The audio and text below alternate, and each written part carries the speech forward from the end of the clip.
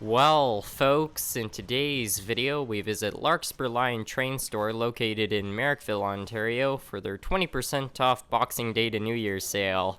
I went up here with two other YouTubers some of you guys may recognize, the first one being Auto a Model Rail Fan and the second one being Nick the Train Nerd, and boy did we get some good deals while we were here.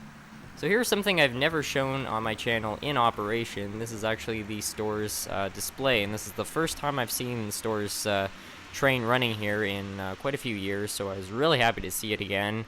And here it all is, and this is a really interesting layout. I've always been blown away, especially when I was a kid. I just thought this was the coolest layout, especially with all the hills. So here it all is operating, and yeah, as you can see, it's kind of unique.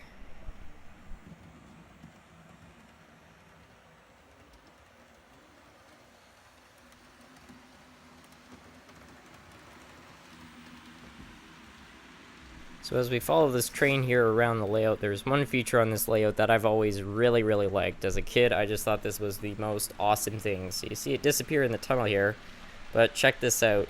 Under all this mining scene here, there is actually a helix.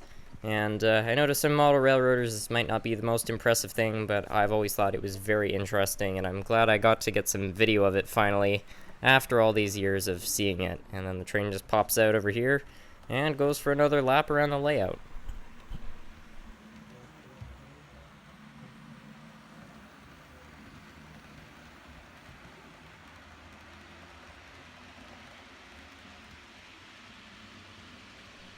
After watching the train go around the layout, we decided to start digging through these boxes in the store. These are just lots the owners obtained throughout the years, and there are some very interesting things in here. I was really surprised to see that piece. And digging through these things was really exciting because you just never know what you're going to find. And this, I believe, is actually brass, which was kind of impressive. A lot of these are unassembled Varney kits, dating back to probably about the 1950s.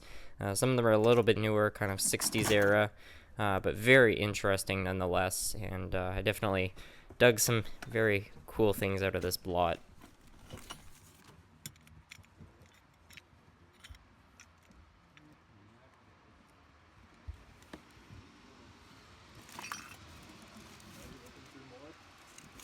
Yep.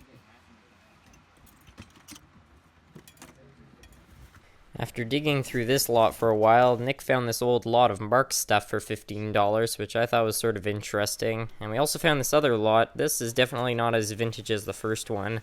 As you can see, there's some old Bachmann units in here. A couple of Union Pacific units. That's a Bachmann UPF unit right there.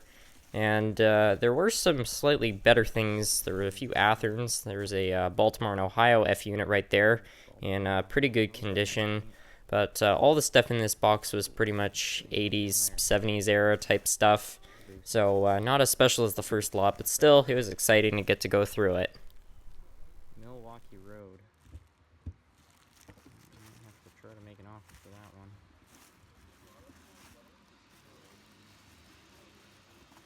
After digging through this box for a while, I finally found this. This is an old Bachmann F unit. It's a Super Chief, and I really like this one because it's got the metallic paint. A lot of these were made with a matte.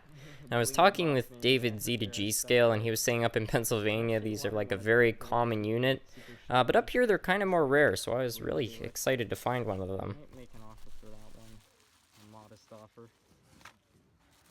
I have to say I had a lot of fun digging through the 70s, 80s era stuff. It's just so random and unrealistic, but very interesting and kind of exciting.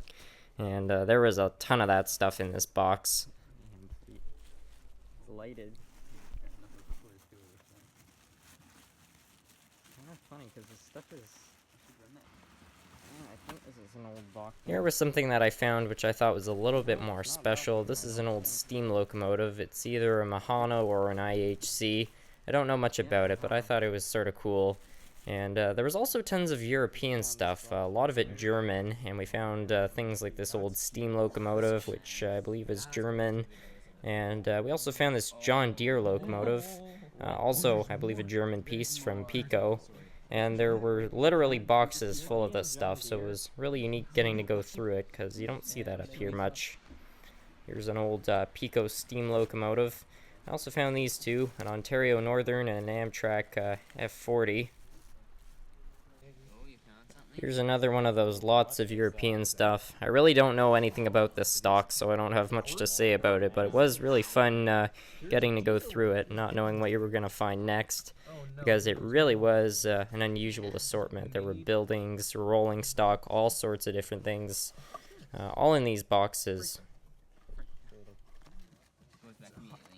Higher quality freight car. These are all...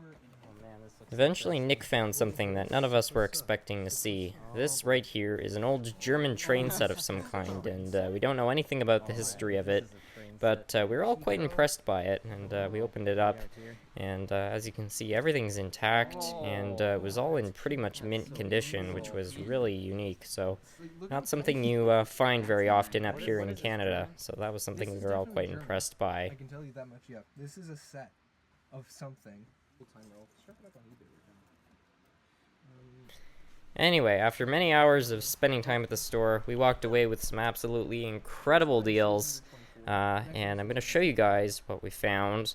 But after, we also headed off to Smith Falls, Ontario to see if we could see some trains, and we found something you guys are probably not going to believe, but I'm going to save that all for a future video. Thank you guys so much for watching.